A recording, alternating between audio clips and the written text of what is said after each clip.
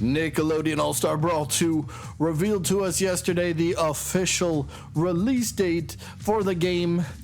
But that wasn't the only thing that they officially revealed because, well, something else may not have been intended, but we'll discuss that in just a few minutes. Either way, let's start things off with the release date. If you happen to, well, not see this, well, I got you right here. So this is a tweet from the official Nickelodeon All Star Brawl Twitter account where they tell us that Nickelodeon All Star Brawl 2 is now available to wishlist on Steam, and it will be available on November 3rd. There you go, the release date, November 3rd.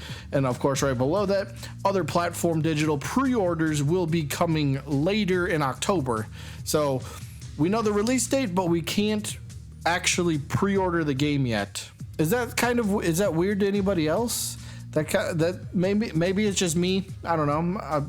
Maybe I'm just thinking too much into it, but announcing a release date and then not being able to pre-order it anywhere does seem a little strange, but hopefully everything is all good, because at least they got out of October for one, because October is just jam-packed with too many games, and I fear that Nickelodeon All-Star Brawl 2 might kind of be drowned out by everything else. I mean, you got Spider-Man, you got Mario Wonder, I think there's a Sonic game, there's something else. There's something almost every single week in October, so I think getting delayed to November is probably a good move, but at least as of right now, it is November 3rd.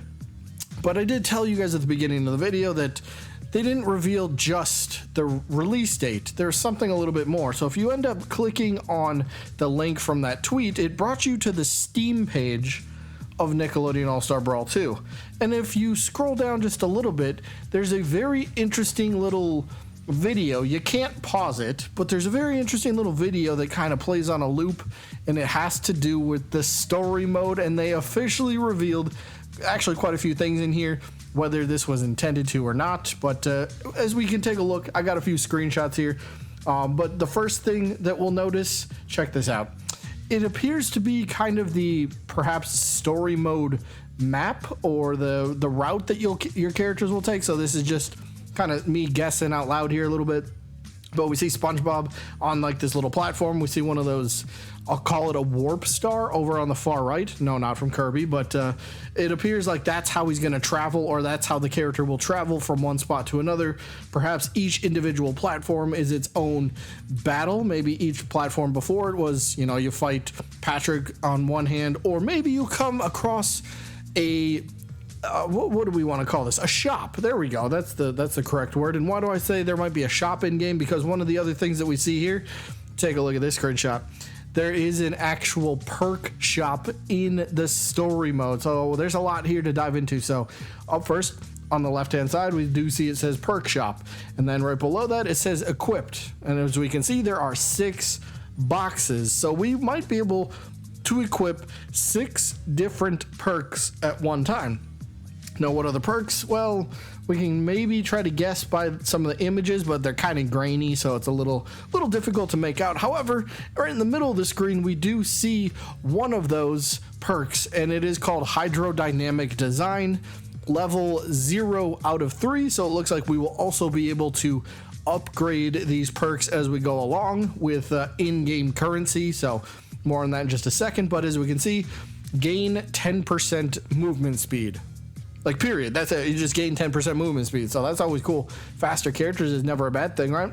And right below it, it does say hold to buy. And I can't really make out what the symbol is, but it's 20 of something that you end up having to use to purchase this. So then if we look over in the right-hand corner of this image, we will see what appears to be 3 different, I guess we'll say, currencies for the game. So we see what appears to be the same one that they are buying the perk with in the left hand. The green one, I guess, is what we'll call it. I'm a little colorblind, but I think it's the green one that is the 20 next to it. But then we see the one in the middle there that has a 0 next to it, and then the bluey purplish one, whatever that might be, that also has a 0. And then of course right below that we see there's an objective to visit Nora Wakeman in the perk shop. So it's pretty cool. Perks are in the game. Looks like there could be quite a few of them. I don't know if this is every single one of them that we see or if there's more, but at least it's kind of cool. We get to equip and kind of beef up our characters as we move along in the story mode, which is pretty cool. I'll be honest, I kind of had some doubts about the story mode. I honestly thought it was just going to be a like arcade mode from the first game, where you just kind of get like maybe a word bubble or two from two characters, and then it's just like, all right, fight. I'll be honest, I did not have high hopes, but this looks a lot better than what I was expecting, so I'm pretty excited about this. But we do have one more screenshot that we can see, and the other official reveal. King Jellyfish is going to be a boss. Check that out. We can see the screenshot that I have here. He's doing one of his lightning strikes, or his zap attack, on SpongeBob, and we can see King Jellyfish's health meter at the very top of the stage there. So King Jellyfish, a big boss character that we will encounter. And of course, we also see the same in the upper right hand corner, the same 3 currencies is what we're guessing here. So still not sure exactly what the other 2 are used for, but at least one of them appears to be used for upgrading and buying perks. So yeah, we'll have to wait and see kind of how all that plays out. But nonetheless, we did get quite a bit. I don't know if this was intended or not. I believe that they had something planned for a story mode reveal. Maybe that does happen. Look, I'm recording this on September 26th, a Tuesday. So if September 27th rolls around and they happen to reveal something, well, I just happened to, well, record this before they did that. So can't blame me. But either way, we do see something that, you know, maybe not a lot of people caught. So King Jellyfish is a boss. Who else could be a boss? Well,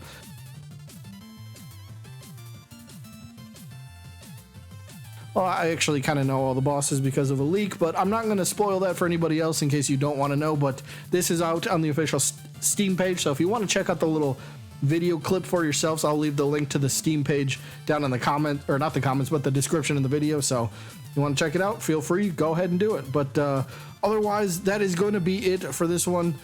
Again, final thoughts. Story mode looks a lot better than I first anticipated.